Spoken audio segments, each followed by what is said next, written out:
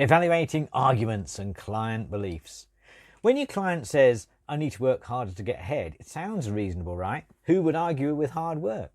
But what if working harder is actually the wrong thing to do? What if your client is already putting in 60 hours a week and burning out? What if the real issue isn't effort, but strategy, visibility, or even being in the wrong role altogether? As coaches, we hear these seemingly logical arguments from clients all the time. I need more credentials before I can start my business. No one will pay premium prices for my services. I can't set boundaries because people will be upset with me. These statements sound convincing, but are they actually true? Are they based on solid reasoning, or are they stories your clients have been telling themselves that might not hold up under examination? Today, I'll show you how to evaluate these beliefs with your clients in a way that's more supportive, not confrontational, and potentially life-changing for them. When we evaluate client beliefs, we're looking at two key aspects. First, the coherence of their thinking. How rational is it? Is their reasoning logical and consistent? Do their conclusions actually follow on from the premises? Are they making assumptions that might not be valid? Second, the supporting evidence. What facts or experiences are they using to support their beliefs? Is the evidence comprehensive, or are they cheating? Are they cherry picking it? How does the evidence compare with other available information? The Open University Guide highlights some great questions to ask when evaluating an argument. For coherence, is the line of reasoning logical? Are the conclusions supported by the claims? Are assumptions being made, and are they reasonable? Have alternative perspectives been considered? For evidence, does the evidence fully support the claims? Is the evidence relevant and up to date? Does it conflict or complement other evidence? Are there issues with how the evidence was gathered, how it was collected? As coaches, we're not using these questions to judge our clients, but to help them explore their own thinking more deeply. Let's see how this plays out in a coaching conversation.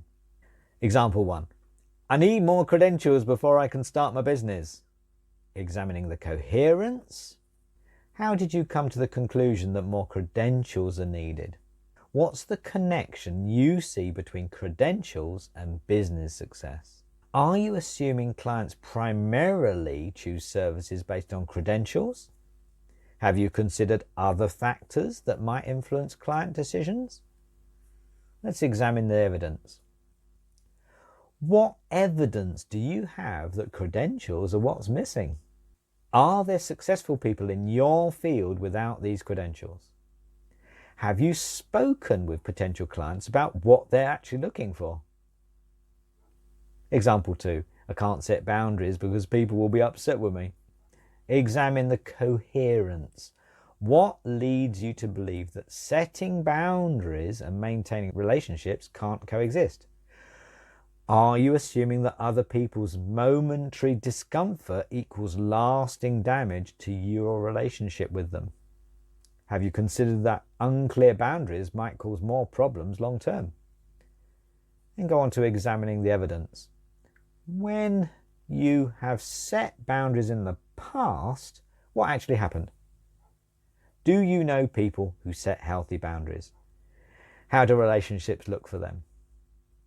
Can you think of times when someone set boundaries with you? Did it ruin your relationship with them? Notice how these questions don't attack the client's belief, but invites exploration. We're helping them test their own thinking in a supportive way. Now it's your turn to practice evaluating arguments with your clients. Here's what I want you to take away. Start noticing logical fallacies in client thinking. That means mistakes, errors.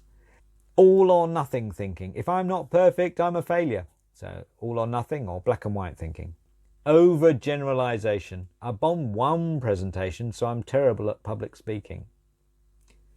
Mind reading. My team thinks I'm incompetent. How do you know? Catastrophizing. If I ask for a raise, I'll probably get fired. Practice crafting questions that examine both coherence and evidence.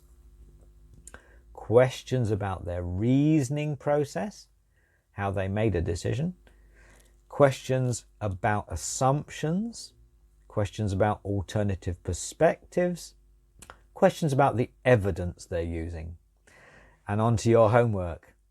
Identify 2 or 3 limiting beliefs you commonly hear from your clients. For each belief, create questions that help examine both the coherence of the belief and the evidence supporting it. So it's the logical sequence, the coherence. Try using these questions with a client this week. Notice how it helps them examine their own thinking more objectively. Remember, the goal isn't to convince your clients they're wrong. It's to help them examine their own beliefs more thoroughly so they can make decisions based on sound reasoning rather than unexamined assumptions. If you've got any questions or thoughts about how you might use these evaluation techniques in your coaching, pop them in the comment section below. I would love to hear from you. Good luck, everyone. Cheers.